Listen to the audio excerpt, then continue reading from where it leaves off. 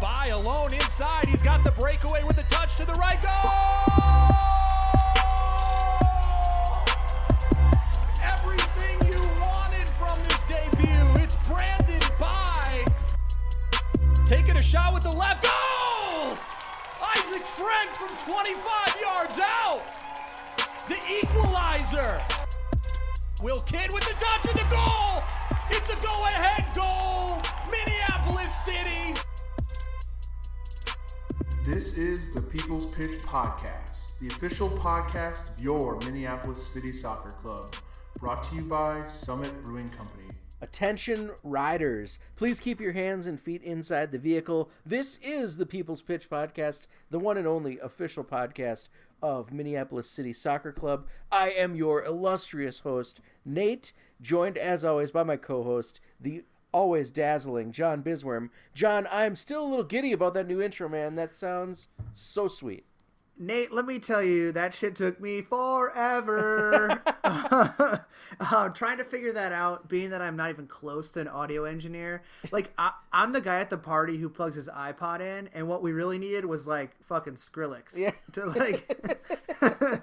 So, it was really tough. We might have to upgrade in the future, but hopefully everyone gets the sweet, sweet gist. Yeah, I think so too. But like, I was super happy with how it turned out. My favorite part, I do think, is Nordo from K-Fan's call of Goose's goal. So like, if you remember that one, it was kind of a surprise moment live because he kind of beat his defender and then just like said "fuck it" from 25 yards out. Yeah, and his call is like it exemplifies that perfectly. So when I found that clip, I was like, it's got to go in. Well, John, just because we're deep in the off-season bush doesn't mean that we don't have some delicious content for everyone tonight. Did you see the Alexa commercial where she was like, "You're deep in the bush"? Yeah, I did.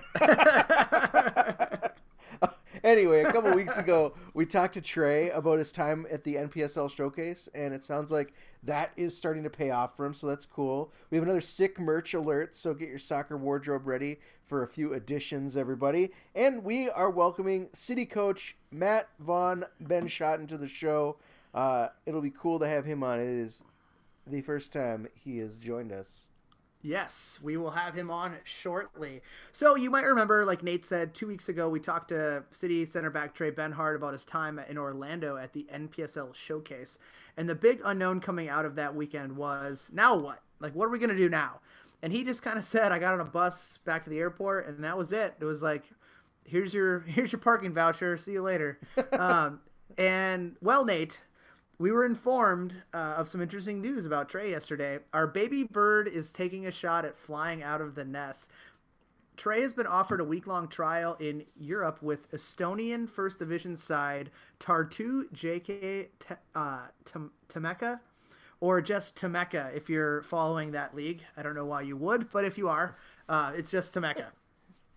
Huge Estonian fan. So before you dive in, like, how did all this go down? Like, if you got a call from Trey and he said, I just got an offer to train with like Indy 11, that seems like the logical next step from like a NPSL showcase, but Estonia?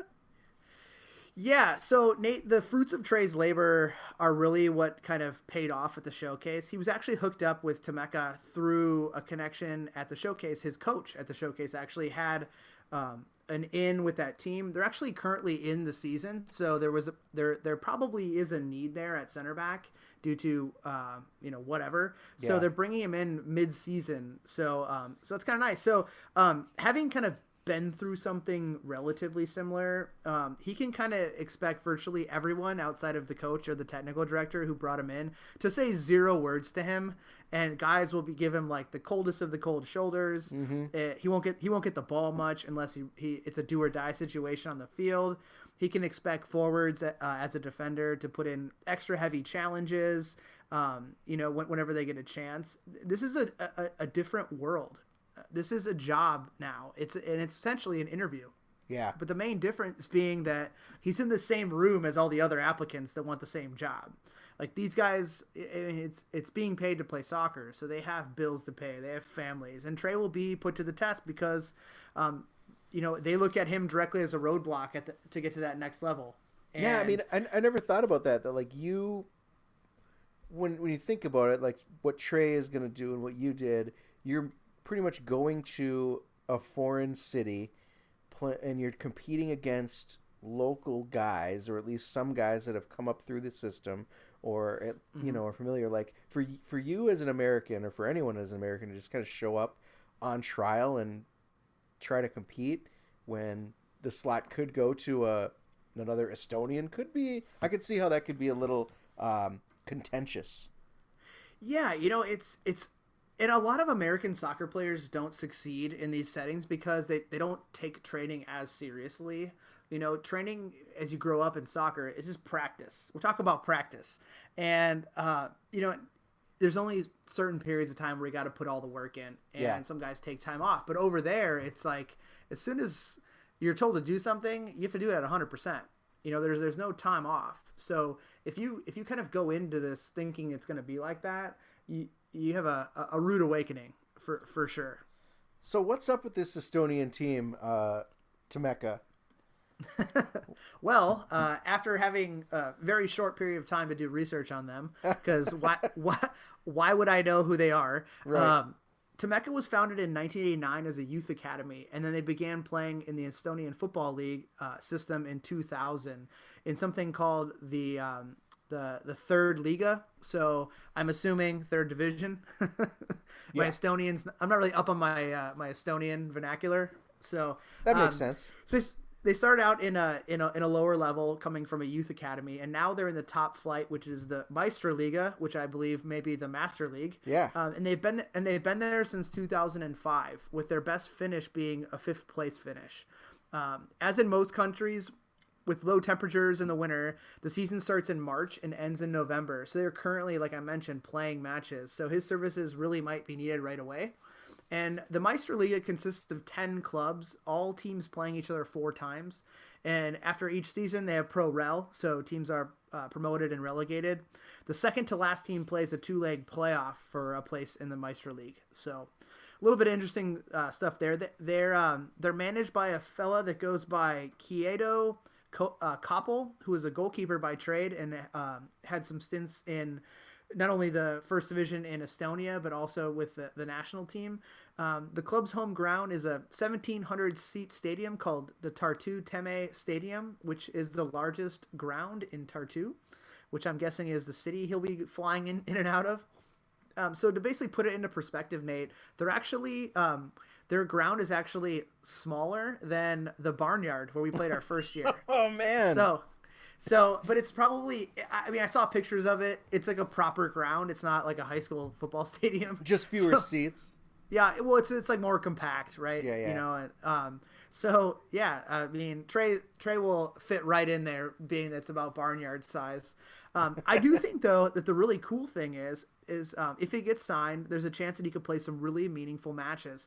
As a member of the EU, they're entered into the playoff rounds, much like Minneapolis City is in the U.S. Open Cup for the coveted Champions League. Yeah, and then, but basically.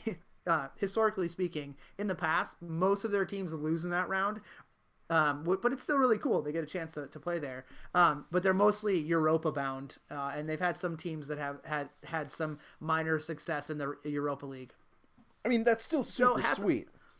I know, right? It's totally cool. So, and then there's only 10 teams, so the top team goes, maybe the second team, depending upon however the Champions League draw shakes out. So hats off to Trey for the opportunity. He will have the full support of the murder back here in the States, and we really wish him the best because going off of the wake of Brandon Bye being drafted, and he scored a goal today in their friendly against Cincinnati. So going off that momentum, and then seeing Trey get this opportunity, it really is, the pathway to pro is becoming more real.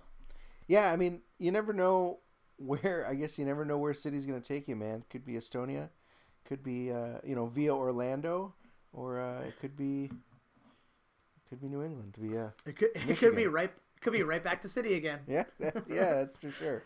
Well, as we tend to do in the off season, we start to get that itch. We need more soccer in our lives. That's why we're talking about stuff like this. So we scratch that itch, at least I do, with only the sickest lower league soccer merch from across the globe. I have got a couple for you. Of course, John's going to chime in with some new offerings from City Intergalactic headquarters. But first, we love talking about other teams' merch mostly because we think ours tends to be super great, and it's always fun to find other lower league teams that really have have that merch game and support them, by repping them in the streets. So first, let's head out to upstate New York. I think we've talked about this team before. If you follow us on Twitter, you might have seen this new hat I got from fellow NPSL club Kingston Stockade. It is a super cool version of their standard crest. It's just simply the illustration of the walls of an old wooden fort, which is just like spikes, which I love. They use that like spiky top of the wooden rampart to throughout their graphic identity.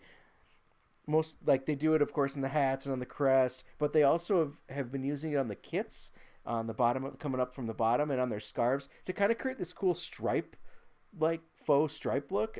I really like it. If you want to support a fellow NPSL team, you could definitely do worse than the Kingston Stockade. You should check them out at stockadefc.com. That's also the team that's owned by the Foursquare founder, right? Dennis Crowley, or what's his name? That is correct. Yeah. So maybe they don't quite need our financial support, but at least they could use our spiritual support. Yeah. So very, very good point. We'll talk about it in a sec, but I think we all know that we do a pretty sick job with our own kits here in Minneapolis City. But there is a team on the East Coast that has been bringing the fire this year, and I'm talking, of course, about Providence City FC out of Rhode Island, aka the Rogues. John, I think you got one of their skull and crossbones sweatshirts last year, maybe. I got a t-shirt. A t-shirt when we first found out about them. And they've been putting out over the course of the last 6 months or so, maybe the last year, a lot of limited edition special partnership kits. And I wasn't lucky enough to get the uber rare limited edition baby blue Ocean State kit, I think they called it. I am eagerly awaiting their partnership with Inaria, another limited edition kit. It is a keeper kit that they dropped on New Year's Eve, and it is awesome. It's mostly black, which is, of course, very slimming and important to me. But was that your New Year's resolution? Yeah, to wear more black. I don't fuck losing weight when I can just wear a lot of black. But the chest is made of a pattern of different shaped gray triangles, and they're shaded in different ways that they bring a skull and crossbones pattern through. So it's very, very cool.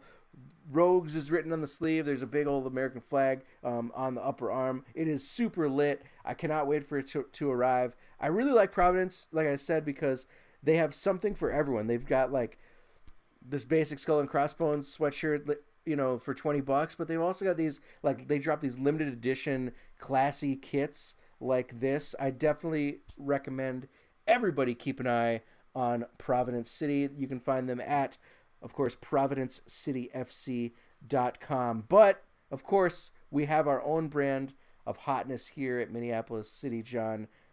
We went stealth mode last week.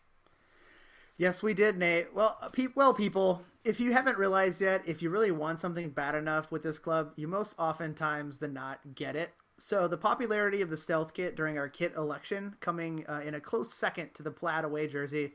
I mean, it's kind of like 1A, 1B, right?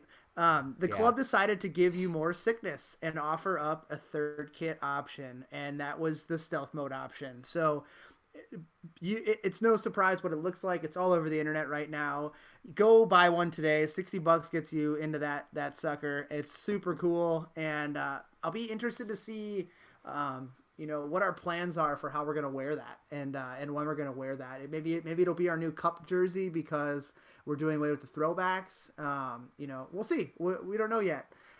There's also some other hot items that dropped with the addition of the Laser Crow t-shirt, featuring a really cool design that has a silhouette of a crow on the front of it with pink lasers on an angle kind of going from sleeve to belt line.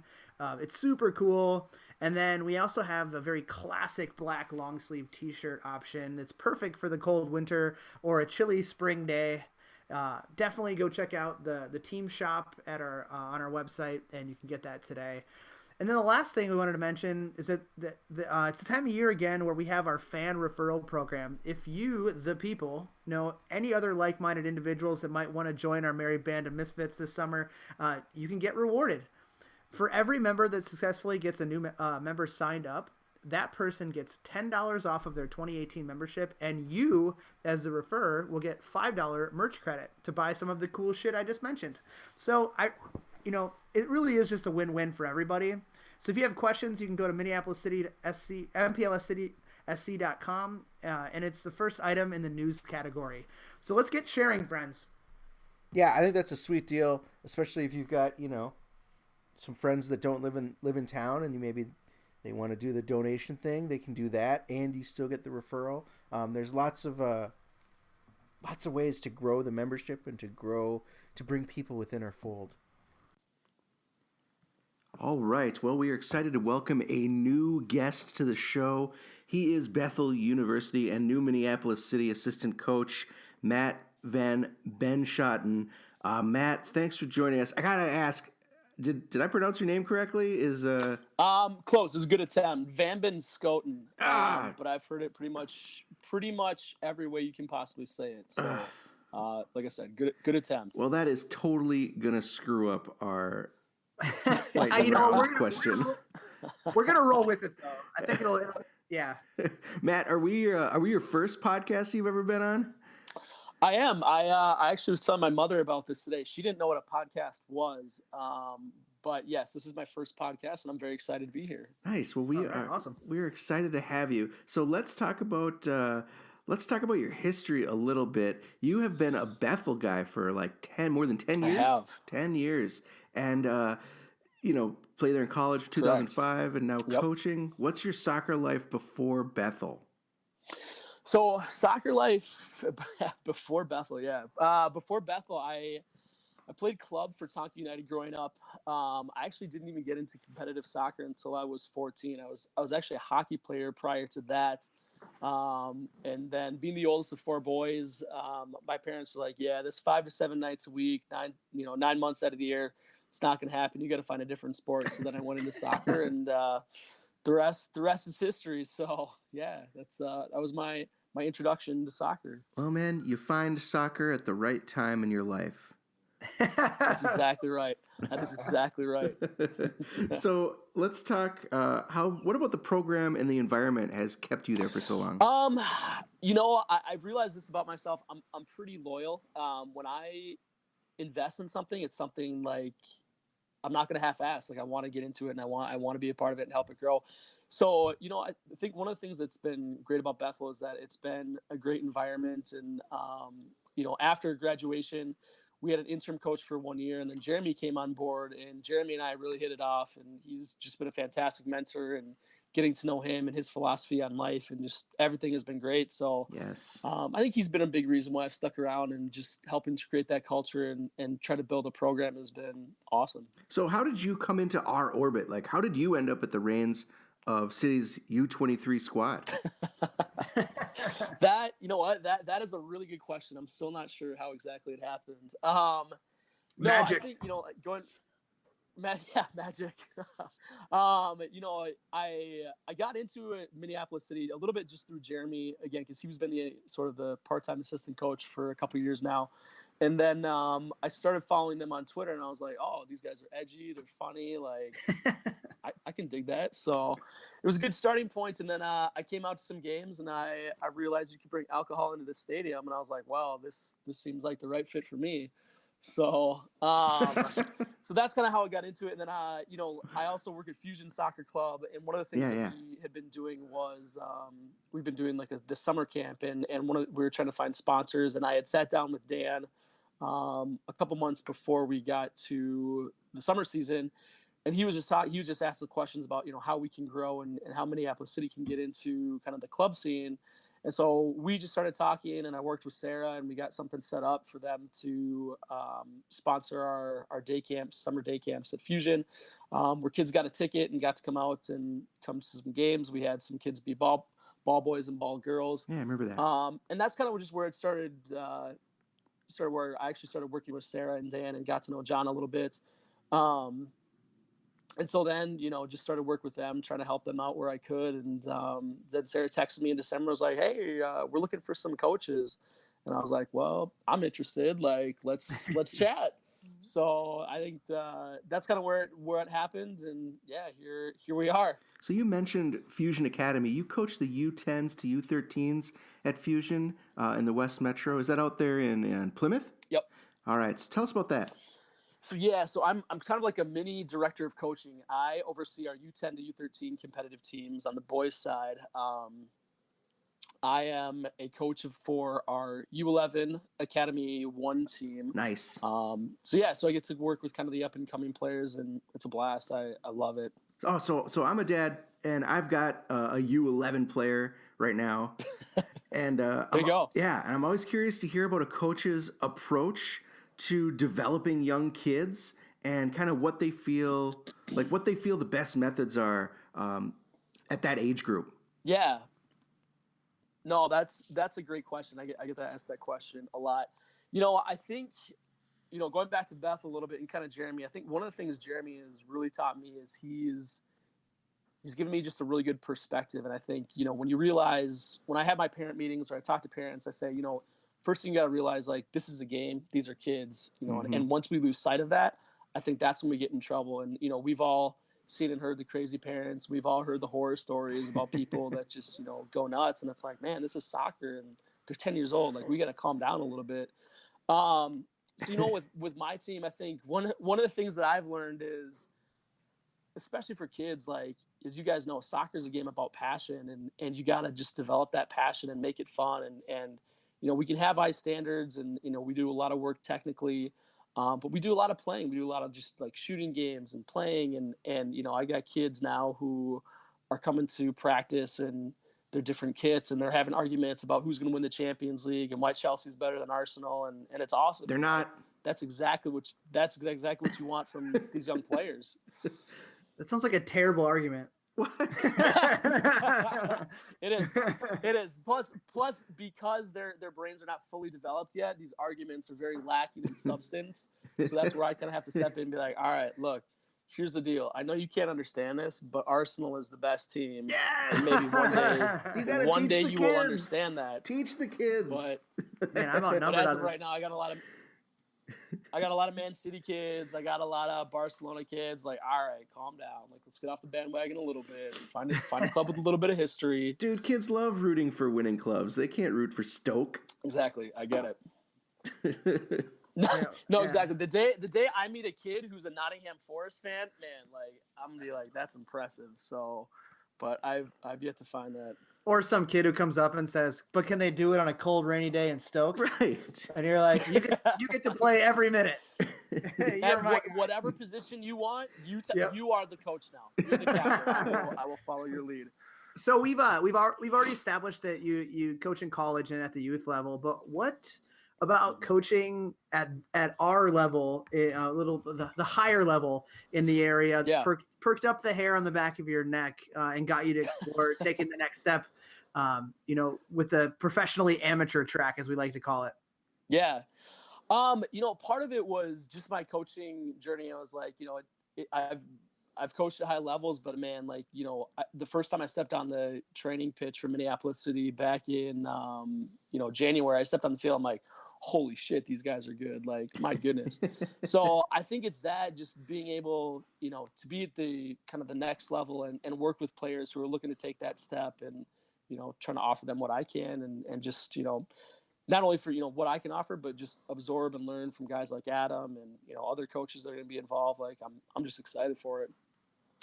So this actually is a great segue into my next question. So you're a USSF D license coach, and you're seeking your C license, correct? Or are you already on that path? Clearly you have read my Bethel bio that has not been updated in a couple years. I have actually attained my C license now, as of last year. So I'd like a little bit of credit for that. No, so all the credit. Exactly. So no, I have my USFC. Thought about going and take the B this year, but we'll probably end up taking that next year when I have a little bit more time. So, well, congratulations on the C license. We hope for the best in the B classes for you. Now you can drive a truck. Appreciate that. Not trucks. I can drive 15 passenger vans, but only under 80 miles an hour. Oh, wrong C license. And a forklift. Correct. Yeah. Correct. So are there things that you could point out to the folks listening from your experience at the college level, or what you maybe learned in the classroom going through the licensing, that you look to kind of work with this new group of guys at a different level that you're going to have this summer? Mm-hmm. Yeah, for sure. I think, I was coaching our U17s the other night in a training session, and they're all good players, kind of incoming freshmen here in the next couple of years. And I think, it's pretty simple. It just comes down to consistency, and it comes down to speed of play. And can you do that consistently at a high level? And it's not much that separates people. Obviously, some players just are freak athletes and can do a lot more physically than other players can. But it just comes down to execution and speed of play and just consistency. And I think that's where a lot of players, whether it's U11 all the way up to, juniors and seniors in college, I think they understand it to an extent, but don't fully understand, when you get into training, the way you train is the way you're going to play. And if we're not, going 100% and we're ready and we're getting on it and we're getting after it, I mean, then we're, it's not going to translate onto the game pitch. So I think that's probably for me the biggest thing that I've learned just in my experience at Bethel, but then also in my education with USSF too. So you've brought it up a couple times that you coach under City's first assistant coach, the soccer Buddha coach, Jeremy Ivaskovich. Correct. What have you learned from him, and what kind of pointers has he given you as you take over as skipper for the U23 team and as assistant for the NPSL squad? Yeah, man, that's a great question. I think and Jeremy's been great because he's played at such a high level at Clemson that he just kind of understands the game at a much higher level. And it's funny, we were talking about this because one of the things I had to do for my C license was talk to a higher level coach and kind of say, hey, give me kind of your breakdown of me. Like, what do I need to do better? And for him, he was saying, you really got to focus on, doing better with the top end guys. Huh. I'm really good at development. I'm really good at working, getting, kind of those low end players to that second level and second players, maybe to that top level. Huh. But really focusing on, your top players, and how do you challenge them? How do you challenge a kid that has been really good for so long and maybe hasn't been challenged, and holding them to a really high standard, I think, because it's different for all players, and that's a key. And as a coach, I think you have to be flexible in your ability to work with every player, and so that's a big piece of it. Like I said, I think for him, just the biggest thing is just balance. When you step on the field, it's everything, right? But then when we step off, regardless of the result, it feels sometimes, when you lose, it feels a lot worse than it is. But when you step off, it's like, all right, perspective wise, hey, if we put 100% into it, and we put forth our best effort, that's all we can ask for. But again, that comes through training throughout the week. That comes through just mental preparation, eating, all of that stuff, to set yourself up to be successful when you actually step on the field. Yeah, soccer is a gift. Man, we've heard absolutely that. A gift. We've heard that before. Such a gift. And here's the irony. I'll say this too, to start to interrupt. That's kind of it's a great mantra to have, and it's a great reminder on those days when you step off the field and you've lost. You're like, what are we doing? Like, this isn't working, and just gotta remember, soccer's a gift, man. Like, you gotta enjoy it. So it's a great mantra. Yeah. It also is a fickle bitch.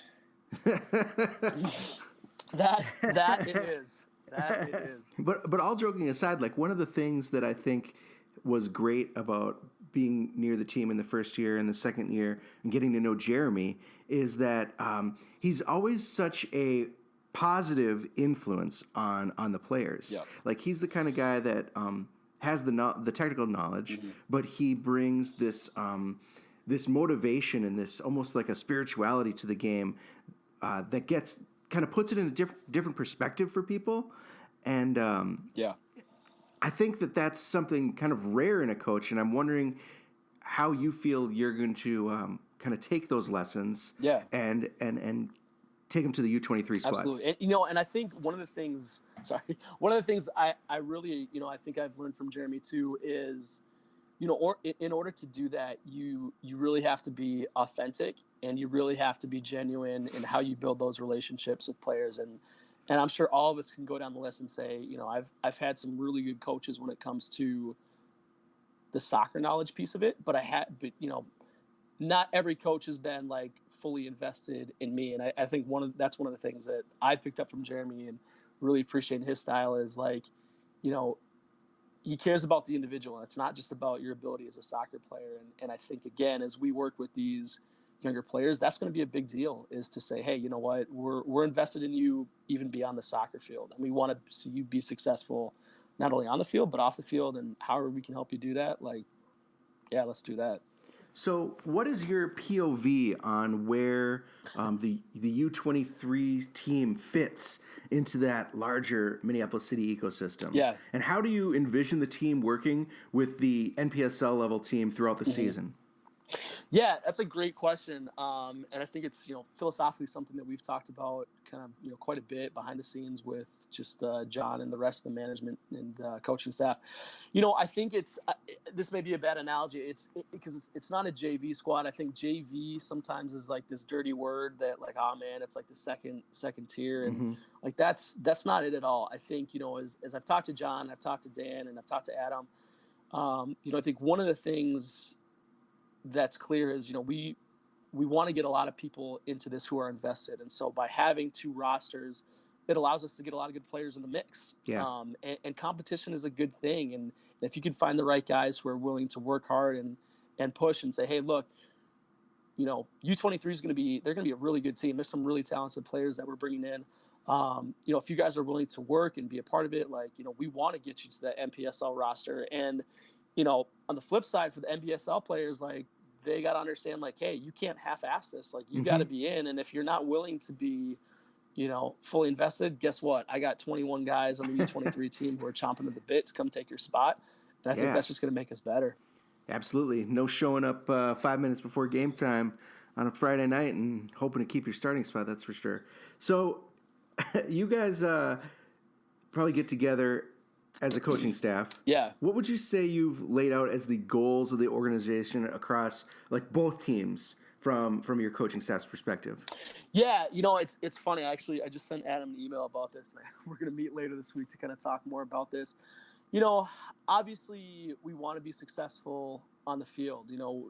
One of the things City has done is they've built this really good fan base. And, if you're a fan of a team, it's because you want to win and you want to be successful. And, I think we have the tools to be successful on the field, but part of it is just going to be the consistency of making sure like we're holding our guys to a really high standard and saying, look, John was kind of joking about it, that it's this amateur semi-pro club, but it is a professional club, and how it's run and how it's managed. And that's going to be our goal with these players, is say, hey, look, we need to treat this professionally. And whether you're NPSL, whether you're U23, you got to know that this is a big deal, and you got to be into it and be vested and be willing to work when you step on the field. It's one of the things that strikes a lot of guys. So, I mean, you kind of touched on it a little bit. So for the players out there who are listening that are on the roster or are looking, to try out for the team, give us like your personal elevator pitch of what they can expect for them as their coach, as they look to make the jump to the NPSL squad. Yeah, I think the biggest thing, again, like I said, it comes down to consistency. And, a lot of these guys are going to be really talented, but it's going to be about, hey, can you bring it every single day? And having worked with college kids, even the best ones, sometimes that's not always the case. So my biggest thing for them is like, hey, I want your best day in and day out, regardless of whether we're doing set piece stuff, which can be really boring sometimes, or we're doing technical, or we're playing, 11v11, like just bring your best, bring your A game. And that's my expectation, is that, when we're there, we're getting after it. And if we do that, then we're going to be successful, because we're going to push each other and we're going to grow in that way. Well, awesome, man. This all sounds great. I'm super excited. I'm glad you're with us. I think it's going to be a great summer. But now is the time for the world famous Lupient Automotive Speed Round. The People's Pitch. Let's do it. The People's Pitch Speed Round is brought to you by the wonderful people in the Valley of Gold at Lupient Automotive. Is your car stupid? If you answered yes, then do yourself a favor and visit lupient.com and pick yourself up a car that'll finally make your parents proud of you. Okay, so Matt, here's how the speed round works. 10 questions. We cannot move on until you give us an answer. It doesn't have to be the first answer. Okay. You can think on it, but it is called the speed round. So we need a little bit of giddy up there instead of all right, belaboring a thought there. So we ask everyone, do you need a glass of water? Do you need a break? Do you need a stretch or anything, or are you ready to dive in? No, I'm good. I have my beer in my left hand, so let's go. All right. Okay, so question number 1. What is the first name of Chris Farley's thrice divorced motivational speaking character on Saturday Night Live? Matt Foley. Yes. Okay, so what did Matt Foley live in down by the river? That would be a van. And question number 3. What statement did President Teddy Roosevelt begin a campaign speech with when he was in Milwaukee in 1912, exclaiming to the audience, "I've been shot"? Well, that's the statement. Oh, that was the answer. Sorry. Whoops. Ruined it. Wow, this got really easy. The question. Anyways, so we're not gonna circle back on that. That also would have made way more sense when we thought your name was Ben Schotten. Yeah, so we usually start the speed round out, and it's funny. People listen to the show and then they get on here and they don't realize it. Usually, the first question is their first name, and then the second question is their last name. But with you, that was really hard. So we had to go Matt Van. I've been shot at. So we were close. We were close there. All right. So number 4. Good try. What is the most interesting thing you've come across as a coach? It could be a player interaction, a spat with a ref, something just weird, or maybe it's something a parent has said to you. Oh man, how much time do you have on this podcast? Well, again, this is the speed round. All right. Yeah. Let's do this. I'm trying to think. If I swear, are we gonna get written up by the FCC, or is no? We're good. We're good. Okay. All right. Fuck no. Perfect. So, this is not my best moment ever. I was thrown out of a game as a coach one time when I was coaching my U16s as a novice 25-year-old. I don't know if sorry, this is a little bit long. I'm gonna try to speed this up. So, I showed up to the game, and if you guys have ever been through ref training, one of the biggest things they tell you is you have to look the part. Like, people will not take you seriously if you don't look the part. So I show up. It's a tournament game. We're gonna play this punk ass little like 16-year-old ref comes up, and he's like giving us the lowdown. He's lecturing us. Don't do this. Whatever. Okay, whatever. He's on a power trip. Fine. Whatever. I can deal with this. Problem is, he's wearing ankle-high white socks, and I'm like, all right, like I'm not gonna take you fully seriously because you don't look the part. So game gets going, and he's just terrible. Like it's bad. Like my breaking point was one of our guys got fouled and fell over. Their guy won the ball, but then we got called for the foul. And of course, I step on the field like, are you kidding me? Like, this is ridiculous. And we had a little back and forth, and he's like, Coach, that's it. You're done. And I was like, that's fine if you're going to make that call, but at least get some professional socks. And he's like, that's it. You're out of here. And I had to go before my director of coaching and the president of the club to explain why I was thrown out of a tournament game, which again, not my brightest point, but again, I mean, highlight nonetheless. You got to have a strong sock game, according to Matt. You got to have it's all about the socks. Okay, so number 5. This may be maybe a reiteration of number 4, but what is the first big soccer moment you remember? Biggest soccer moment. It could be like a game you saw, or it could be like something you played in. Well, I got 2. I would say the one that I saw and this is kind of where I fell in love with Arsenal, was Dennis Bergkamp's goal. I think it was against Newcastle, where I still to this day don't understand the physics of it, because the ball comes across his body. He one touches it around the defender, spins the opposite way, and slots it home. And I was just like, holy shit, like that was amazing. And even now watching it, I'm like, this is just unreal. So I think that's my first moment, like watching. And then I would say my big moment for my playing was back in, I think it was 2002, the World Cup, when Ronaldo, fat Ronaldo, not the good Ronaldo, now fat Ronaldo. He was also good. People overlook he was that. very good. He was very good. I saw him play, and he made this run in the World Cup like 2 days before this game that I had, where he beat like 7 guys, and he just went after one, after another, after another, after another. And I was like, dang. And then I had this game, and I was in midfield. I got the ball. I had some space. I'm like, I'm going to pull Ronaldo. Sure enough, beat one guy, beat another guy, shot, missed the net completely. I was like, well, I tried. So Shot hit the parking lot. Yeah, I think it actually went out for a throw-in, if I remember correctly. Oh, that's the worst. Okay, question number 6. Is a hot dog a sandwich? No, it is not It's a hot sandwich. dog. It's a hot dog. It's a Yeah. hot dog. It's not a sandwich. Well, it's got 2 pieces of bread way. and meat in the middle. I don't know. Nope. It's the great debate. Number 7. Everybody gets one of these. It's a would you rather question. Would you rather have a body that can stretch to impossible lengths, or one that can turn into any shape? I'm gonna go any shape. I think just by definition, there's some more versatility in that. Smart. Yeah, and I'm not like a geometry guy, but that sounds better. I mean, you could also say that like physical condition is a shape, so you might be able to like have True. a good looking body, like always be in shape. Yeah, exactly. I would absolutely take that. So question number 8, do you have any game day superstitions? I don't. I'm not really a superstitious guy. Well, I take that back. I'm not a superstitious guy. One thing that I do like, I'm a big sunflower seeds guy. I like that. That's kind of my go-to. It helps me not get as upset with the officials.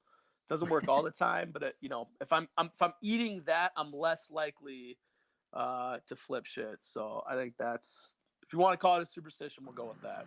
That's like always on the sidelines. You always see these NFL coaches just working a piece of gum. Dude, absolutely. just without a doubt, punishing that thing, just railing away on the gum inside their mouth, because they just have to be pissed. Question number 9. You once scored a goal within 23 seconds of the opening whistle. What's the second fastest? What is the second fastest thing you've ever accomplished? It's no Christian Eriksen. The second fastest thing I've ever accomplished. It was not connecting to this interview today. That's true. Man, I would say, and that's tough. I'm gonna go with, I did get up to 96 miles an hour in a U-Haul truck one time when I was moving some stuff across country with a buddy. We just kind of want to see how fast it would go, and so we were in Dallas. There's a lot of space in between point A to point B, so I was like, yeah, let's hit this baby up, see how fast we get. So 96 was pretty good. I'm sure it took you about a quarter mile to a full mile to stop that thing going 96 miles an hour. No, it was. I still don't know how we stopped. It was not a good idea. All right, we're almost done here. Question number 10, the anchor. Out of any current or former Crow, who would you say most exemplifies your playing style from your playing days? I'm a little bit biased. I'm gonna go with Kevin Hoof. That's a good one. I coached him back in the day a little bit. What I like about Kevin is not so much he's way better than I ever was or will be. That's fine. But just his attitude, like he's a no nonsense, like, hey, if you give me shit, I'm going to give it back to you. I relate to that on a very deep level. So I think in that sense, we are probably kindred spirits. And Kevin, if you're listening, you know this to be true. We'll have to prompt him to listen because he only listens when he's on. So we'll let him know he got a shout out from you. Perfect. Yeah, he's listened one that time. doesn't surprise me. Well, you made it through, man. And that is all for our show tonight. Thank you again to Coach Matt for joining us this week. And thank you, as always, to our sponsor, Summit Brewing Company. It almost feels like there is a new Summit release every week. So get to your tap room or your local bar or liquor store, wherever the heck you buy Summit, the back of someone's van, whatever, and get something new. Memberships for 2018 have never looked so tantalizing.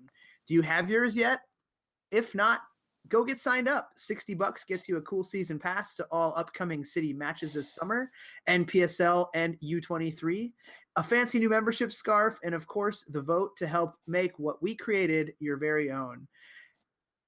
As we already noted, it is already member referral time. Member referrals, give them $10 off their membership and grab yourself a sweet $5 discount off of merchandise while you're at it. Those credits do stack, so refer your whole village. Do you like helping people? Well, we do. But helping people sometimes comes at a cost, and we need your support. If you're looking to align yourself with a fine group that loves to give back, you are in luck. Minneapolis City is a 501c3 that does good on and off the pitch. I always screw something up by providing those less fortunate to have a safe, reliable place to play the beautiful game. It is also tax season. We are in the thick of it. So start thinking about those tax-deductible donations and consider giving to the club that loves to give back. City will be out this weekend at the U of M women's soccer team 3v3 fundraiser tournament. Stop by, watch some City guys play, grab some merch, and if you've got a team of boys, men, or women, go out and play. Visit the events page at goldengopherfun.com to sign up. Wow, that was a tough one to get through. Golden Gopher Fun really runs together when you're looking at it on Golden Gopher Fun really runs together. All right. If you want to get a hold of us, we've made it super easy. Send us a note on Twitter at The People's Pitch or through email at mcsepodcast@gmail.com. All questions, comments, and concerns are welcome. And finally, as always, you can hit up the club at MPLS City SC. So that officially is all for the show this week. Matt, awesome to have you in. Thank you so much for being with us. Thank you guys. I appreciate it. No problem. Anytime. We once again leave you with our house MC. This is the one, the only, the current Minneapolis City player, Miles Stockman Willis, who goes by the name Miles with a track called No Heart. I am John. That is Nate. That is also Matt. And you are the people. Until next time, you smooth criminals, please hold soccer close to your hearts. You got hoofed. Mason just fucked your bitch. 215's one big enclosure. How I get my closure. Become a composer. I don't need exposure, but I need a mower. Always off the ogre. Shrek with extra odor. About the bullshit. I'm a bulldozer. Say it straight face. No, I ain't playing poker. Me, myself, and I was born a loner, never had a heart. I'm no ordinary organ donor. Money magnet, man, I'm about to bag these maggots, mainly from the brainy magic, causing racket with no ratchet. I don't talk much, all about the action. Fuck my parents' house, trapping, trying to make the Hamptons happen. Get an A on the report like Voldemort, deporting bodies. You were hot, now you're not. Cool, guess you were wasabi, blasting off like a rocket hourly, like it's a hobby. Win the league like Taco, all you hear is Bravo. Call me Johnny, I'm a bachelor.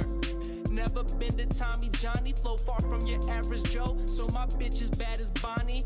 Took a tab and dent my mind, retinas colorized, seeing crystal clear, crystallized fears near my spine's rear, staying clear of what's not myself, mesmerizing mirrors, humbling, niggas mumbling, they need to hit a deer, their position's clear, mine resides in all Poseidon's peers, my career's guided, driven by some gilded gears, cheers. 215's one big enclosure. How I get my closure. Become a composer. I don't need exposure, but I need a mower. Always off the ogre. Shrek with extra odor. About the bullshit. I'm a bulldozer. Say it straight face. No, I ain't playing poker. Me, myself, and I was born a loner. Never had a heart. I'm no ordinary organ donor. Rock in the golden fleece, so don't try me. Asking God, why me? 3 times wearing Y3s. 3 minutes, 3 dots, he's replying. He said these rappers need to start dying. Boy, I gave you the gift to bust off. Dapper young boss, tough soft toss. So knock that rust off. Remember hard bars by far on the bus stop. Now hider or lost stealer, you can't make this bus stop. Depressed in my hut, I admit in a rut. Still living good on the edge like brownie crust. Trying to make a claim to fame. When you make that claim, it's sus. I'm a game changer, on a game breaker, give it up.